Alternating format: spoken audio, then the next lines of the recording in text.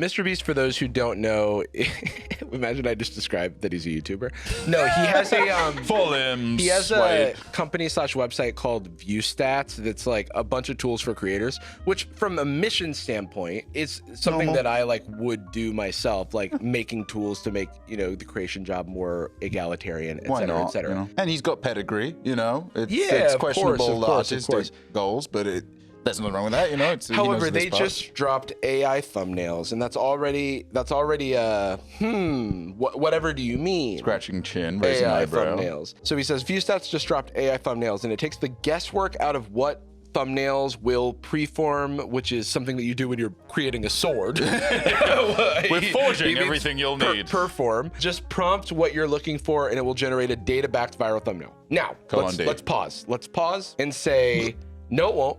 Because, like, just because it went viral for one person doesn't mean it's gonna go viral for the other person. MrBeast knows this, and he's like selling a product because at the end of the day, it's a paid service. Before we watch this, can we hop over to viewstats.com? Yeah. Okay. Wow. $50 a month for the ViewStats Pro plan, $80 a month for the monthly Pro AI, and now that includes the AI thumbnail thing, and you get some AI credits and you can generate thumbnails. I don't know if he's changed the pitch, so hopefully we have the original thing, and then there's business. These prices, by the way, it's like this is the normal price for like some sort of like business software, I feel. Yes, an executive suite. The issue is that it's charging money for these AI thumbnails, and the AI thumbnails, I wonder what they were trained on. Just probably MrBeast.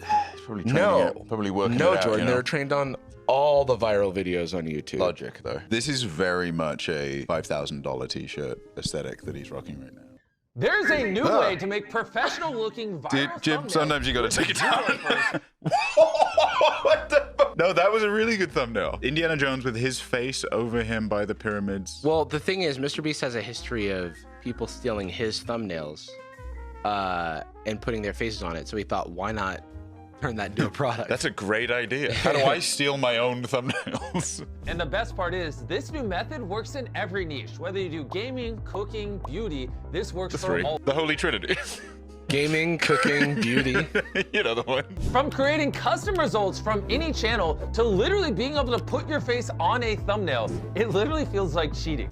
So when you hear that, right, you got to think, is it cheating? No, well, feels. Also the face replaced on an already existing thumbnail is just like, that's just theft, but in a way that it's not like It's pre-existing theft also. I'm trying to put myself in the shoes of someone who like doesn't see a problem with this, and it's difficult, but it is a somewhat unique form of thievery, because you probably are thinking, I want a thumbnail that looks like that, and maybe you're not thinking about the hours that a artist spent. The artists that work on MrBeast thumbnails like put in hours and hours and hours and hours of work lifting that with a simple like face swap. It does two things. One, it's just like outright theft, but two, it is creating something that looks like a market replacement.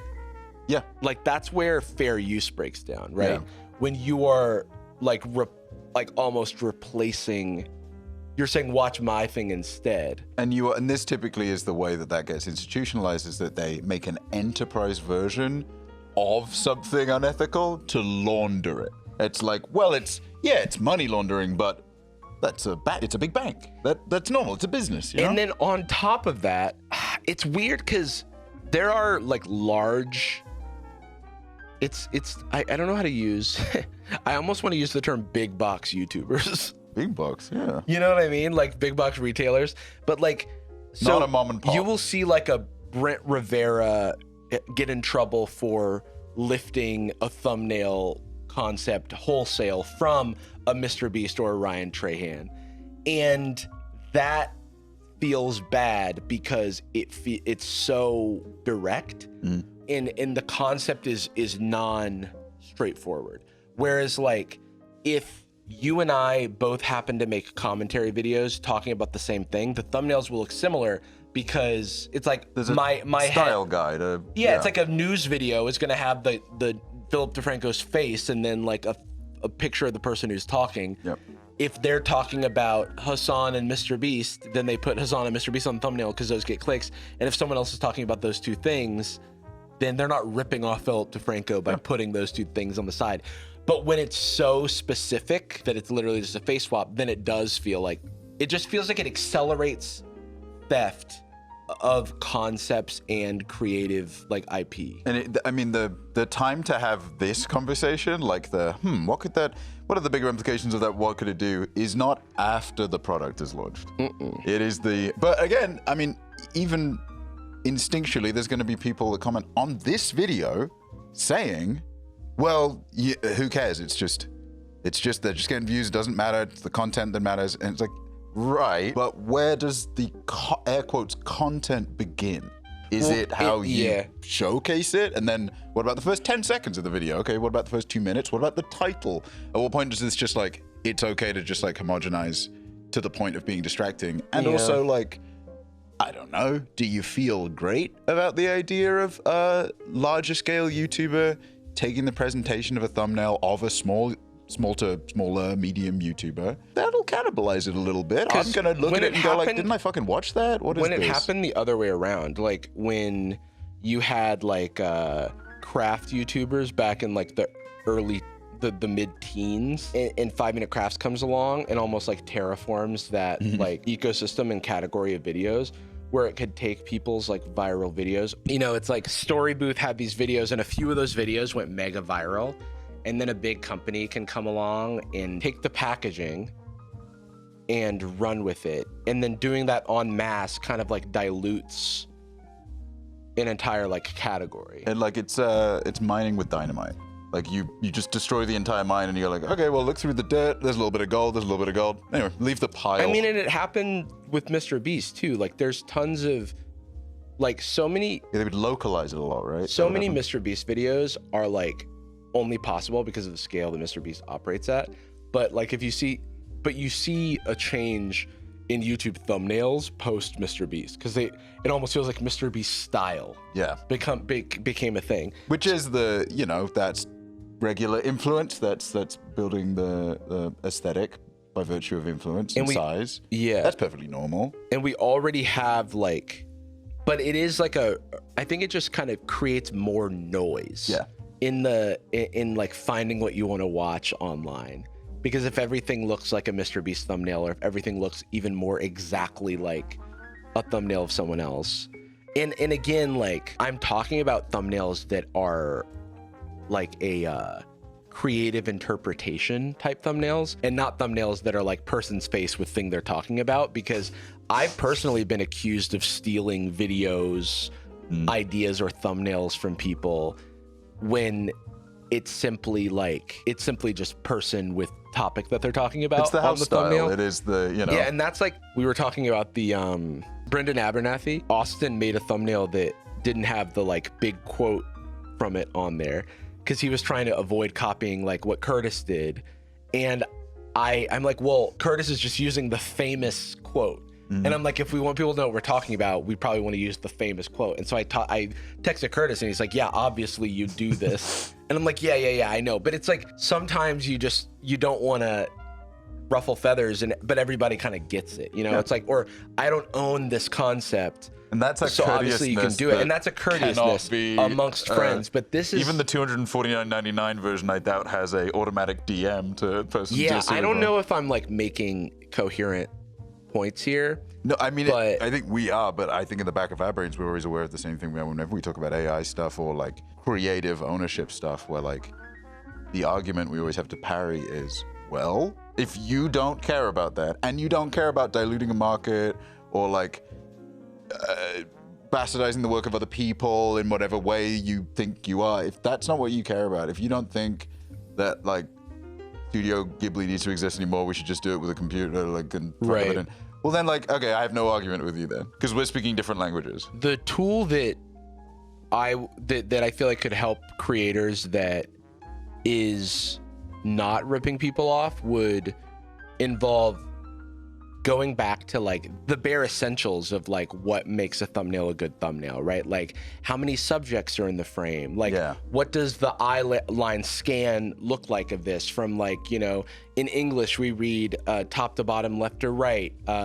Does the presentation of information like follow the logical like eye scan? We change it local, like the local region could have a different version of it or test it. When this is small on the sidebar or this is small on mobile, like is it still discernible? Like what's in the thing? High contrast yellow text versus more kind of standard meets the color frame. And you do get you get best practices out of that. Like you try to avoid having a ton of faces with eyeballs because it's really hard to like, we very naturally gravitate to make eye contact with the thumbnail. So having one person with two regular old eyeballs like to look at when you are clicking on a thumbnail like allows you to communicate more information in the split second that someone's making the decision. But when it's like big tiger attacking face and it looks exactly the same, like it's pixel perfect except for the face, like what are we doing? Does feel, I love his iconic line. It almost feels like cheating. Like me as I pound performance enhancing steroids before a big race. Now let's say you don't want to take inspiration from a YouTube channel. You don't have to. As you can see here, I have a very descriptive prompt with no YouTube inspiration. When he says no YouTube inspiration, that is impossible because this had to have been trained on YouTube thumbnails. Nothing would appear. So it's nothing but YouTube inspiration. I think that might be where little of this comes from, is the like mystical interpretation of AI where it is just like, and it just like fucking happened. Because from I think that I remember like it came out that OpenAI, I'm not sure if it was OpenAI, but it was like one of these companies had like scraped like tons of huge YouTube creators videos and stuff. And like I remember MKBHD was like one of the creators and he was like, well, I didn't okay this. Yeah. You know, like this is my intellectual property. It's not, we're probably going to very soon see what the legal boundaries are with using intellectual property to train a model because Disney is suing, what was that one? Which one is it? I want to call it modern AI. It's on the tip of my tongue. So it's sort of like you're going on an expedition. You're going on a trip. You're going on an expedition. You're going on a voyage. But you're halfway through it. It's kind of. You're halfway. Wait. You're halfway through. You're halfway there. It's you're also mid-journey. Yeah. Okay. Expedition 33. Homage. Mid-journey. Yeah. They're suing Mid-Journey for training on their IP, and it's like we talked about this before, where it's like it's weird to be defending Disney, but I think this will establish some legal precedent because currently it's the Wild West. Like the ways that we have been able to tell that small artists have been used to train AI is when their like watermarks and stuff will show up in the generated image. Yeah. And it's like, that's like one of the only like gotchas that we have. All from one single prompt and no inspiration from any other channel. You can type literally anything you want and it will generate a thumbnail for you. That's the part that's not true. That's madness. When he says no inspiration, That's just a lie. He is saying, I didn't tell it to look at Dreams thumbnails and then make this, but Dreams thumbnails are in the DNA of the program that generated that. Essentially, he's saying, I didn't say it. It's not inspired by one thumbnail. It's inspired by all thumbnails that have ever been on the internet. Yeah. It couldn't be more inspired. Yeah. It's more inspired than any plagiarist could be. Because all these LLMs are doing is like very fancy pattern matching. And if it does not know what Minecraft is, then it just thinks cannot really hard. generate a isometric Minecraft thumbnail. And so, and it doesn't know what a YouTube thumbnail is. And so people seem to think it's like, Minecraft, that gives me an idea. Invents the whole game. It goes, well, let me, match all these. Okay, this looks like this. And I know that because of these things. It's like it's so hard to explain, but yeah, it's basically pattern matching. So you could get it to like generate you could probably get it to generate something that looks like a thumbnail that already exists on YouTube. And I haven't played around with this, but I wouldn't be surprised. We are signing up for the $259.99. It just went up. It was $249. All right, but anyway, continue. To demonstrate, I have this F1 thumbnail with an F1 car. And so in the prompt, I'm just gonna simply type in, change F1 car to minivan. And boom, it's done. Also, most of the thumbnail was the car. Yeah. Replace this image. Also, like that example is a very fun one to include because it's the easiest one to do with Photoshop. Yeah. It's the easiest one to do. It's a white background. Just select the part that's not the F1 would be car. adding the business of F1. Just find a photo of a That van. is funny though, because in ChatGPT, if you try to do out of the box, it doesn't do that very well. Text is known good, right? Yeah, well, but the other tools, like the ones that are and I actually don't know about ChatGPT 4.0 because I don't really use it a ton, so I haven't ever tried this. But I can't really speak for modern day ChatGPT. If you really like the thumbnail you're generating, but not the face on it, don't worry, we have this face swap. Because it's not tool your that you face. can Oh, look, there's a upload face swap face tool. you do like, and it will instantly swap it on. Face you do like. So what I don't like is Markiplier's face, and what I do like is my face. Our face. Just anyone. It feels like when those cheating websites are it helps you study better by telling you the answers to the test. Yeah, helps you study really well. Yeah. But this is the future of YouTube thumbnails. No more complicated Photoshop and having to get a PhD in how to edit things and figure out what 1,000 buttons do. I gotta say, I think I wasted my time getting my master's. Yeah. My doctorate in doing podcasting, I feel like is not fair. Dude, honestly, my postdoctoral thesis in flying an airplane is not useful at all for making thumbnails. One image. Yeah. One behind the scenes of rehearsal season 2. I don't know what that was about. All right, so now I will say, Point Crow, I'm not gonna hold him to these initial tweets because there's a developing story, and we were gonna have him on the show, but he's not feeling well because he's been using too much ChatGPT. No, but he did have some bangers here. So can we go to his original tweet though? He said, so MrBeast gets a complaint about channels stealing his thumbnails, then turn around and make a tool that does exactly the same thing but faster and cheaper. He promotes his new AI tool in a video on the site saying it can copy any channel style of thumbnail for YouTube videos and even edit it so your face is in it instead of the original creators. He initially states it can be used for inspiration, but then continues on and notes that this will literally be the way you generate your thumbnails going forward. I spend days, weeks, sometimes months. I mean, Point Crow thumbnails are really good. I spend days, weeks, sometimes months thinking of thumbnails, working with artists to craft the perfect one, and you've made something that can steal my and my artist's hard work without a thought. Your model is clearly trained on all of our thumbnails and uses them without any creator's permission and makes it not only easy, but it attempts to make this socially acceptable too. Way to take the creator out of content creator and the fun that comes from making up new ideas. Majorly fuck this. If there's any class action lawsuit, count me in. I'm so done with this guy. So then, this is the largest channel in Russia, takes my thumbnails and photoshops his face on mine. When was this? This is from 2021. So obviously his opinions could have changed about this since then. But I think that it's pretty, you can sympathize with this, right? Because it feels like a clear rip. But we see this thing kind of happening quite a lot. And Beast and Point Crow talked. I said, had a chat with MrBeast about the AI thumbnail creation tool. While I'm uncertain what will be happening moving forward, I voiced my thoughts directly with him. Great idea to want to make content creation more acceptable. That's what I was saying earlier, but this isn't remotely the solution to that and fundamentally hurts creators as a whole. Just mentioning because I think it's important to note that he reached out, even though we still largely disagree, leaving everything up to discourage this. Still, yeah. And I'll count this hopefully as my book into the saga. I'm sure it's very annoying to go to bat against MrBeast, where you're gonna get a bunch of and this is any large creator, if you disagree with them, you're gonna get a bunch of random harassment that you didn't ask for. Just noise. I am admittedly biased because I have, met and talked to MrBeast before, and I do think that while he is very misguided about a lot of stuff, and he will continue to make mistakes that I vehemently disagree with, I do think that he does care about other creators.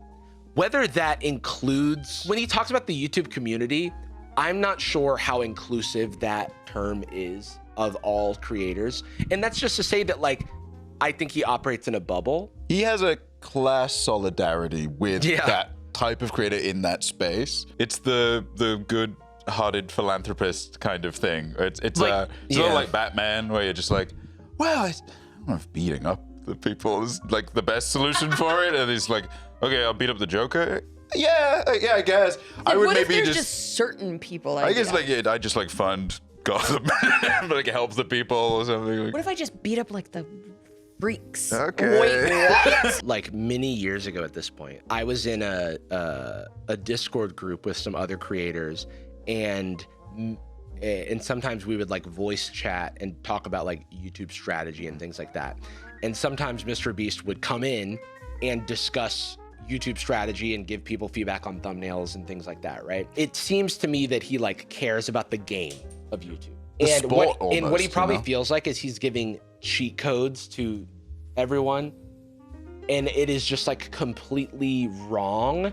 Ironically, honestly, it's a little bit like F1, where a lot of the teams just have more money and have better cars. And it's I have van. Does that you have count? a minivan? I have van. You have not qualified for an F1 race yet, no? Because the van also has an F1 engine in it, but it just rattles around in the front because it's not installed. But it goes so fast. Also, so I'm the quick. Flash, and I put my feet through the bottom like Fred Flintstone. That's gonna hurt. And then I won. Okay, congrats. I guess it's not just like F1 then. I guess if you're really fast at running. But like that is like the cliche of F1 where, the team can't afford it. And they're like, okay, well, get more money. You know, it's like, so I just wanted to call out my own bias because this entire video or episode so far has been critical of him. I haven't quite completely fallen on the other side of him being adverse to any feedback or change, because it does seem that he takes that feedback when criticized. The issue is whether or not it is internalized and results in action. Or if it's only ever like a large large language model. It's kind of like, hey, it's only going to do stuff it's instructed to. And at a certain point, you gotta have a little initiative. You gotta like pre-screen these things. You gotta innovate and say, oh wait, hang on.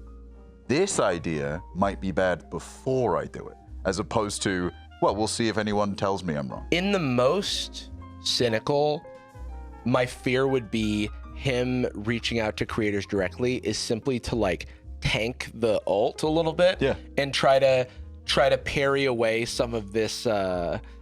Can you tell we've been playing too much Expedition 33?